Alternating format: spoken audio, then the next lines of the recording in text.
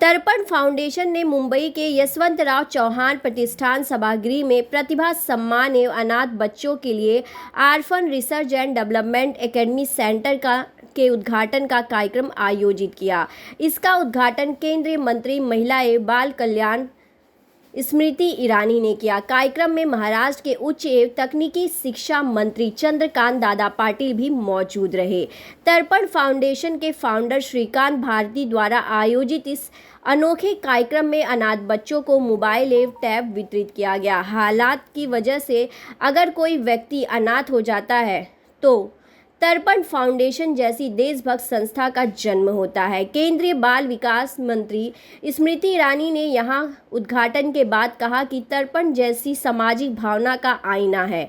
श्रेया और श्रीकांत भारती ने महाराष्ट्र भर में तर्पण के कार्य को स्थापित करने के लिए अपनी जिंदगी लगा दी। अब मैं तर्पण के सदस्य के रूप में काम करना चाहूँगी ताकि यह काम देश की राजधानी दिल्ली से शुरू हो सके। भारत सरकार के मंत्री के रूप में केंद्रीय बाल विकास मंत्रालय के साथ एक समझौता ज्ञापन पर हस्ताक्षर करूंगी।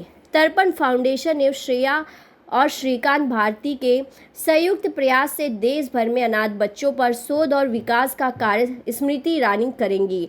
स्मृति ईरानी ने यह भी कहा कि अनाथ बच्चों को देश के प्रथम नागरिक के रूप में मान्यता मिले। उच्च एवं तकनीकी शिक्षा मंत्री चंद्रकांत दादा पाटिल ने कहा कि यह संस्था समाज के लिए उच्च सोच के साथ बेहतर तरीके से काम कर रही है। स्मृति ईरानी ने कहा कि श्रीकांत भारती ने 20 साल पहले मुझे भारतीय जनता पार्टी में युवा मोर्चा के पदाधिकारी के रूप में काम करने का मौका दिया। उसी समय मैंने उसमें सामाजिक दृष्टिकोण देखा। मेरे जैसे अभिनय के क्षेत्र में काम करने वाली महिला को बड़े शहर में रहने और देश की भलाई के लिए काम करने का अवसर देने के लिए मैं श्रीकांत भारती की विशेष रूप से प्रशंसा करती हूं। उन्होंने कहा कि श्रीकांत भारती की पहचान तब से लेकर अब तक भारतीय जनता पार्टी के संगठनात्मक ढांचे में बेहतरीन काम करने वाले नेता के रूप में बनी हुई है। श्रेया और श्रीकांत भारती ने 25 साल पहले सामाजिक जिम्मेदारी स्वीकार कर यह काम शुरू किया था। इस दौरान और भी मौजूद लोगों का क्या कुछ कहना था, देखिए। तर जायचं आहे छत्तीसगडमध्ये दंतेवाड्याला। आता छत्तीसगडहून दंतेवाड्याला जाताना व्हाया मुंबई कसं जाता येतं मला माहित नाही, परंतु त्या श्रीकांतच्या जवळवटी व्हाया मुंबई चाललेले आहे आणि 1 वाजता त्यांनी विमान उडवलं नाही तर तिथल्या एका मोठ्या कार्यक्रमामध्ये अडचण येणार आहे। त्यामुळे केवळ 10 मिनिटात त्यांना त्यांचं मनोगत मांडून इथून निघायचं आहे आणि 1 वाजता त्यांना त्यांचं विमान उडवायचं आहे। आश्चर्य म्हणजे आमच्यासारखे राज्याचे मंत्री 4-4 गाड्या मागे पुढे घेऊन फिरतात, त्यांच्या पुढे एकही गाडी नसल्यामुळे त्या ट्रॅफिकमध्ये अडकतात। मी त्यांना या निमित्ताने विनंती करणार आहे की आवडो न आवडो एक गाडी पुढे लागते की त्यामुळे ट्रॅफिक क्लिअर होतं। अशा ऑल द वे आलेल्या स्मृती दिदी व्यासपीठावर उपस्थित ही सगळी कल्पना जरी मांडली, कल्पना मांडता येते पण ती रुजवता येत नाही, तर ती रुजवली असे आमचे परममित्र श्रीकांत भारतीयजी, विधान परिषद सदस्य, त्यांच्या पत्नी शीतल भारतीय, व्यासपीठावर उपस्थित अशोक गुंदीचारजी आणि मोठ्या संख्येने उपस्थित बंधू आणि भगिनी। मला असं वाटतं की या कामाची नीट माहिती, नीट जाणीव आपल्या मनामध्ये निर्माण झाल्यामुळेच सकाळचा वेळ हा कार्यक्रमाला सोयीचा नसताना सुद्धा इतक्या मोठ्या संख्येने आपण उपस्थित आहात। हे एक मोठं पुण्याचं। आज सबसे आयु में वरिष्ठ, अनुभव में वरिष्ठ दाता है। आज इस मंच पर राजनीति से संबंधित कोई भी संबोधन नहीं होगा। वो इसलिए क्योंकि यह मंच नीति का है, राजनीति का नहीं। ये मंच सेवा का है और ये मंच समाज के उत्कृष्ट सोच का है। मेरा पहला परिचय इसी ही सभागार के इर्द गिर्द आज से 20 साल पहले श्रीकांत भारतीय से हुआ। तब सास बहू करती थी तो श्रीकांत को 2 लोगों ने विशेष रूप से टीका करके कहा ये 60 साल की सास है, इसको तो युवा मोर्चा में क्यों काम ले रहा है? फिर एक टीका शिकायत पे और भी, एक्टर है, अकल कम होगी, निष्ठा होगी नहीं, इसको तुम क्यों काम ले रहा है? और देवी और सज्जनों, जिसने वो टीका की, आज वो इस सभागार की पहली पंक्ति में यही सामने बैठा हुआ है। तर्पण फाउंडेशन ये 18 साल के ऊपर जब बच्चा बालगृह से बाहर निकलता है, उसको आत्मनिर्भर बनाने के लिए काम करने वाली एक NGO ऑर्गेनाइजेशन है। हम गत 5 साल से इस क्षेत्र में काम कर रहे हैं। 5 साल के सफ़र में हमने 1166 बच्चों को अडॉप्ट किया है। आज का जो कार्यक्रम था उसका नाम था प्रतिभा सम्मान। हमारे कुछ बच्चे जिन्होंने कुछ मुकाम पाया है, हम सभी को मालूम है कि देवेंद्र जी जब फडणवीस जी हमारे माननीय मुख्यमंत्री थे, उस वक्त उन्होंने बाल गृह से निकले हुए ऑर्फन बच्चों के लिए 1% रिजर्वेशन का डिसीजन किया था। और उस निर्णय की वजह से तर्पण फाउंडेशन को इस क्षेत्र में काम करने के लिए एक अच्छी पहल मिली और उसके तहत आज हमारे 5 बच्चे PSI बन चुके हैं, हमारे 2 बच्चे सेल टैक्स इंस्पेक्टर बन चुके हैं, हमारा एक बच्चा RFO बन चुका है, हमारे कई बच्चियां जिन्होंने नर्सिंग में काम कर रहे हैं, हमारी एक बेटी अभी लंदन में पढ़ रही है, हमारा एक बेटा अभी MBBS पढ़ रहा है। ऐसे सारे बच्चों को हम फेलिसिटेट किए आज, जिसका नाम था प्रतिभा सम्मान। और 5 साल के सफ़र में हमें समझ में आया कि समाज का ये जो सब्जेक्ट है ऑर्फन आफ्टर 18, जिसको आफ्टर केयर कहते हैं, इस विषय को लेकर कोई रिसर्च नहीं है, कोई PhD नहीं है। और इसलिए तर्पण फाउंडेशन ने आज तर्पण orphan research and development academy centre का इनॉग्रेशन किया है, और जिसके तहत ये देश का पहला सेंटर होगा कि जिसके अंदर ऑर्फन इस विषय को लेकर एडॉप्शन हो, फोस्टर केयरिंग हो, ऑर्फन आफ्टर 18 हो, इस विषय को लेकर हम अभी सारे लोगों को मिलकर रिसर्च करने जा रहे हैं। Thank you. सबसे पहले तो सबको नमस्कार। मेरा नाम सारिका मल्होत्रा, मैं CEO हूँ तर्पण फाउंडेशन की। 18 साल के बाद बच्चों को अनाथ आश्रम छोड़ना पड़ता है। उनके पास ना आधार कार्ड ना पैन कार्ड, रहने की जगह नहीं, खाने के लिए कुछ नहीं। तो इस सोच से बना था तर्पण फाउंडेशन। हम उनकी पढ़ाई लिखाई, रहना खाना, हर चीज़ का इंतज़ाम करते हैं। कड़ी मेहनत से आज ये बच्चे कुछ PSI ऑफिसर बने हैं, कुछ MBBS कर रहे हैं, कुछ इंजीनियर्स बने हैं, अलग अलग अपने पैर पे अब खड़े हो चुके हैं। दया की ज़िंदगी इनके लिए कभी थी नहीं, हम इनके पीछे सारे खड़े हैं। हम मतलब तर्पण फाउंडेशन, इस फाउंडेशन में 60 डायरेक्टर्स हैं, हम सब मिलके ये करते हैं काम। मैम, किस तरीके का सपोर्ट आप लोगों का रहता है सभी बच्चों के साथ में? सच बताएं तो जैसे अपने बच्चों के साथ अपने माँ पिता का जो सपोर्ट होता है, वही सपोर्ट हम इन बच्चों को देते हैं। इमोशनल देते हैं, और फिज़िकली कभी ये डिप्रेस्ड हो जाते हैं, इनसे बातचीत करते हैं, मेंटली देते हैं, फाइनेंशियली देते हैं। कभी कोई फेस्टिवल हो, जैसे हम हमारे बच्चों के साथ करते हैं, हम इन बच्चों के साथ करते हैं। तो जैसे एक माँ बच्चे, पिता बच्चे का रिश्ता होता है, वही तर्पण और इन बच्चों का होता है।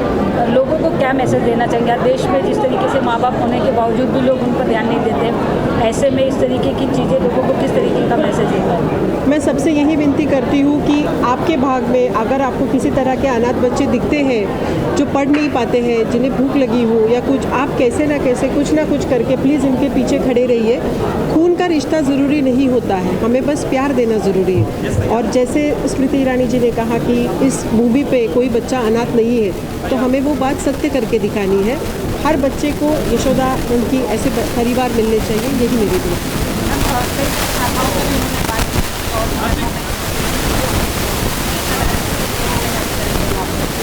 इसी सोच से, जैसे स्मृति जी ने कहा कि काफ़ी सारी जगहों पे ये सब होना चाहिए, हमने रिसर्च एंड डेवलपमेंट फाउंडेशन शुरू किया है। अनाथ बच्चों के ऊपर कहीं भी रिसर्च होता नहीं है। तर्पण फाउंडेशन इसकी वजह से, ये सोच से इन्होंने ये शुरू किया है। इसमें हर स्टेट के बच्चे का रिसर्च होगा, कहाँ इस तरह के बच्चे हैं, आश्रम से कब निकलते हैं, इनके साथ होता क्या है, ये क्या करते हैं, हमें इनको डेवलप स्थिति में लेके जाना है। तो इसी सोच से रिसर्च एंड डेवलपमेंट तर्पण का शुरू हुआ। सर, आप क्या कहना चाहेंगे? जैसा सारिका ने बताया, मेरा नाम, नमस्ते, मैं गगन मल्होत्रा। 18 साल कोई उम्र नहीं है जहाँ पर इन्हें अनाथ आश्रम से बाहर निकाल दिया जाता है। तो तर्पण फाउंडेशन ने 2021 में महाराष्ट्र सरकार के साथ एक MOU साइन किया, जिसके तहत बच्चे जैसे 18 साल के होंगे उनका डेटा गवर्नमेंट हमें प्रोवाइड करेगा। पिछले 3 साल में अभी 1161 बच्चों का हम उनका पुनर्वास कर सके हैं, जिसमें हम उनका रहने का, उनके खाने की, उनकी डेली नीड्स और सबसे इम्पोर्टेंट उनको एजुकेशन, जिससे वो अपने पाँव पे खड़े हो सके, उनके ऊपर हमने ध्यान दिया है। इसी का कुछ रिज़ल्ट आज यही था कि कुछ बच्चों ने MPSC क्रैक करके PSI बन चुके हैं।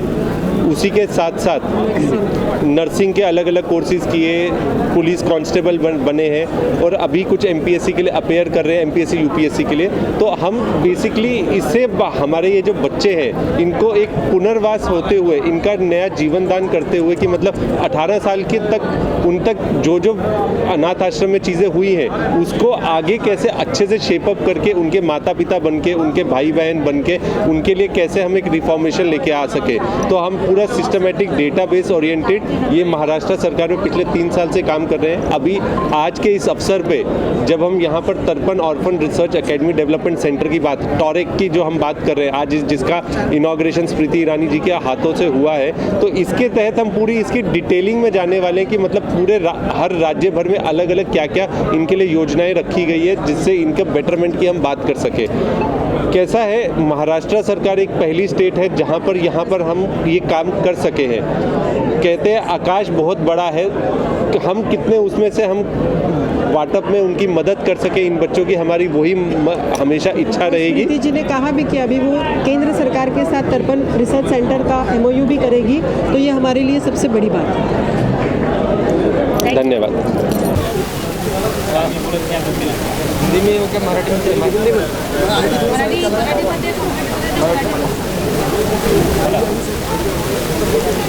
माझं नाव आकाश सुरे, माझी निवड मुंबई पोलीसमध्ये झालेली।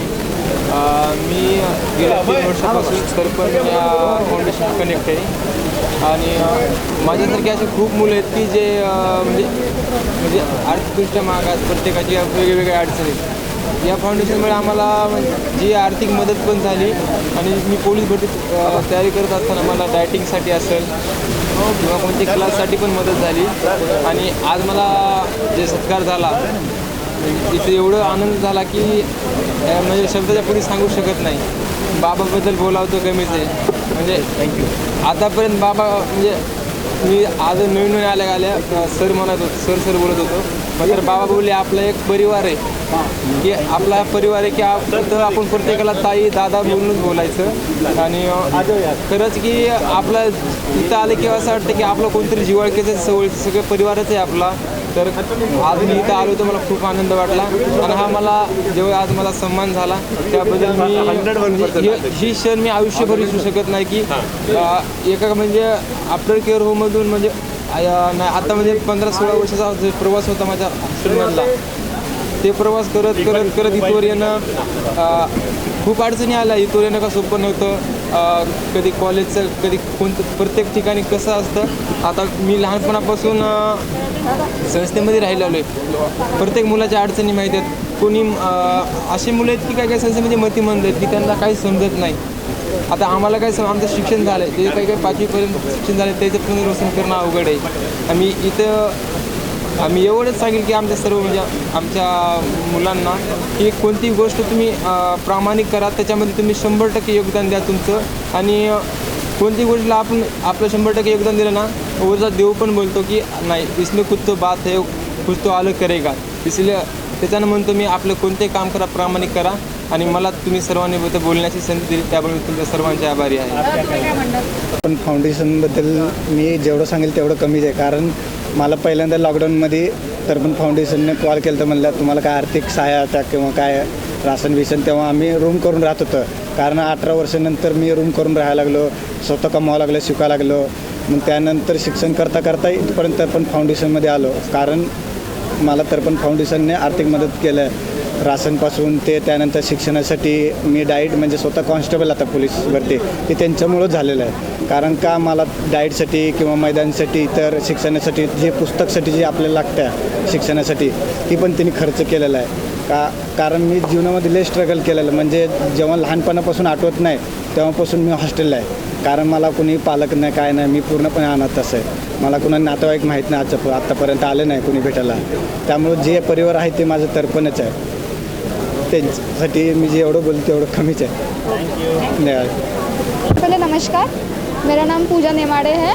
मैं प्रॉपर अकोला से हूँ। वहाँ पे आनंद आश्रम करके एक आश्रम है, मैं बचपन से वहीं पे पली हूँ और मेरा पूरा बचपन वहाँ गया है। अभी फ़िलहाल मेरा MSc कंप्लीट हो चुका है कम्युनिकेशन एक्सटेंशन में। अभी मेरा फिर से MSc चालू है न्यूट्रिशन एंड डायटेटिक्स में। और मैं जब से बाहर निकली हूँ आश्रम से, तब से मुझे तर्पण फाउंडेशन बहुत ज़्यादा हेल्प कर रहा है मेरा रहने खाने के लिए और अदर मेरा जो एक्टिविटीज़ के लिए भी तर्पण फाउंडेशन की तरफ से मुझे बहुत मदद हो रहा है। उसके बाद मेरा एजुकेशन का पूरा खर्चा तर्पण फाउंडेशन कर रहा है। एक्चुअली उनको बहुत तहे दिल से उनको शुक्रिया अदा करना चाहती हूँ कि उनकी वजह से आज मैं अपने लाइफ में बहुत आगे बढ़ रही हूँ। इसलिए थैंक यू सो मच तर्पण फाउंडेशन। आप क्या बोलते? नमस्कार, मैं अजय सूर्यवंशी। मैं अनाथ आश्रम से ही बाहर आया, फिल्म प्रोड्यूसर हूँ मैं और तर्पण से जुड़ा हूँ मैं। और श्रीकांत भारती जो बाबा हैं हमारे, उन्होंने हम बच्चों के लिए 1% आरक्षण और बहुत से काम वो करते हैं और उनके साथ ही मैं जुड़ा हूँ और उनके साथ ही आगे फ्यूचर में काम करता रहूँगा। Thank you so much.